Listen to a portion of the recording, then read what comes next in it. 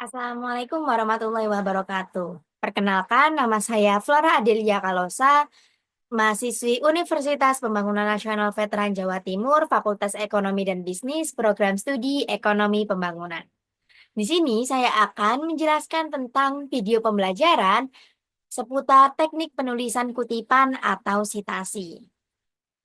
Apa itu kutipan atau sitasi? Kutipan adalah pengambilan satu atau lebih karya tulis lain untuk memperkuat argumen kita dalam tulisan sendiri. Kutipan penting dilakukan dalam penulisan karya tulis ilmiah. Karena apa? Karena dengan mengutip pembaca mengetahui adanya tulisan karya tulis ilmiah orang lain pada karya tulis ilmiah kita. Dengan melakukan kutipan atau sitasi, kita dapat menghindari adanya plagiarisme.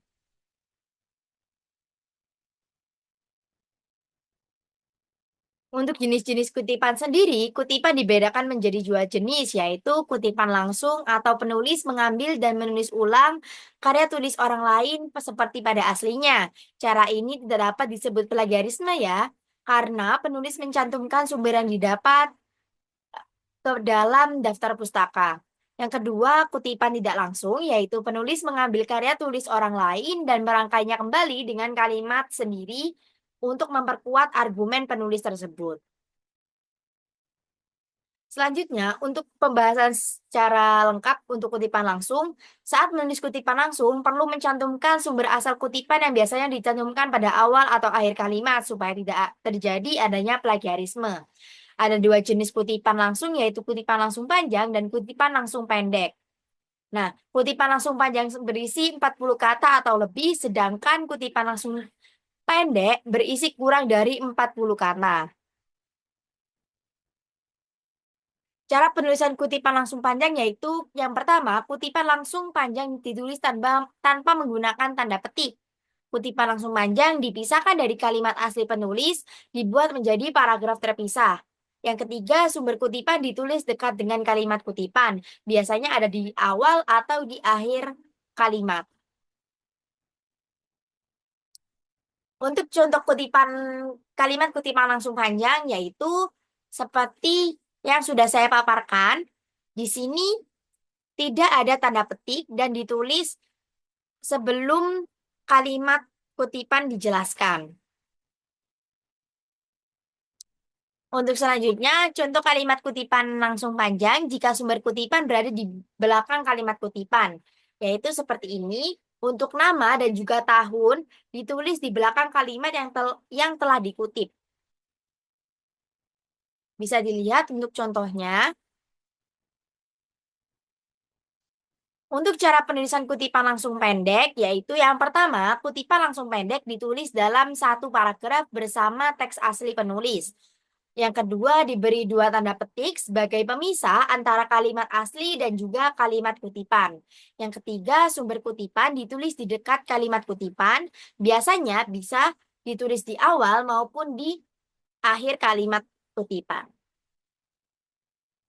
Untuk contoh kalimat kutipan langsung pendek sendiri, jika sumber kutipan berada di depan kalimat kutipan, di sini untuk kalimat kutipannya diberi tanda petik supaya mengetahui perbedaan dari eh, kutipan yang ditulis dan juga kutipan yang ditulis sendiri maupun kutipan dari penulis asli. Jika sumber kutipan berada di belakang kalimat, yaitu di sini yang pertama, nama dan juga tahun ditulis di belakang setelah kalimat kutipan yang diberi tanda petik. Seperti pada contoh yang telah saya paparkan dalam materi tersebut. Untuk selanjutnya, contoh kalimat kutipan langsung pendek.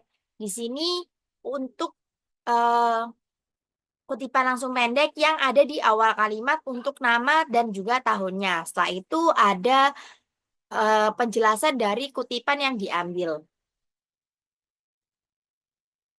Nah, untuk selanjutnya yaitu kutipan tidak langsung. Berbeda dengan kutipan langsung, kutipan tidak langsung tersebut mengambil karya tulis orang lain dan merangkainya kembali serta tanpa menghilangkan maksud dari kutipan yang terkait. Seperti contohnya, kita menulis ulang dan juga merangkai gagasan baru dari karya tulis ilmiah orang lain tanpa menghilangkan maksud dari kutipan asli. Ada dua pilihan kutipan, seperti kutipan langsung yang pertama, yaitu kutipan tidak langsung memiliki dua pilihan, dengan parafrase maupun juga dengan cara merangkum, meringkas, dan menyimpulkan isi dari kutipan tersebut. Jika menggunakan parafrase, penulis mengganti sejumlah kata dan kalimat tanpa mengubah makna kutipan. Untuk selanjutnya, untuk ketentuan penulisan kutipan tidak langsung, yang pertama, kutipan ditulis ulang sesuai dengan kebutuhan penulis. Yang kedua, menulis sumber kutipan di awal atau akhir kalimat kutipan. Yang ketiga, menulis sumber kutipan dengan menggunakan tanda kurung. Sumber kutipan ditulis dalam bentuk nama penulis, tahun. Apabila diletakkan di akhir kalimat, maka ditulis dalam bentuk nama, lalu tahun. Apabila sumber kutipan terdiri dari beberapa penulis, eh, seperti dua atau tiga penulis, nama kedua penulis dihubungkan dengan tanda simbol dan. Apabila kutipan memiliki lebih dari dua penulis, maka dapat ditulis penulis pertama kemudian diikuti oleh et al. Atau DKK. Contohnya Sumarjan et al. 2012. Selanjutnya, kita lanjut ke contoh kalimat kutipan tidak langsung. Yang pertama, untuk di sini nama dan juga tahun tidak diberi tanda kutip dan ditulis pada akhir kalimat kutipan. Seperti di bawahnya, ini jika nama penulis tersebut terdapat dua nama penulis menggunakan simbol dan, seperti pada contoh. Dan untuk tiga penulis sama dengan dua penulis diberi tanda simbol dan juga tahun pada akhir kalimat kutipan. Untuk contoh kalimat kutipan tidak langsung selanjutnya, yaitu jika nama penulis tersebut lebih dari tiga orang. Contohnya seperti Johnson et al. Nah, di sini et al. Menandakan bahwa penulis tersebut lebih dari tiga orang. Lalu ditulis kembali tahunnya pada tahun 2020. Untuk yang kedua, yaitu menurut Andrienko. Di sini nama penulis ada di luar dari tahun dan diletakkan pada awal kalimat. Oke, cukup sekian pemaparan materi yang dapat saya sampaikan. Terima kasih eh,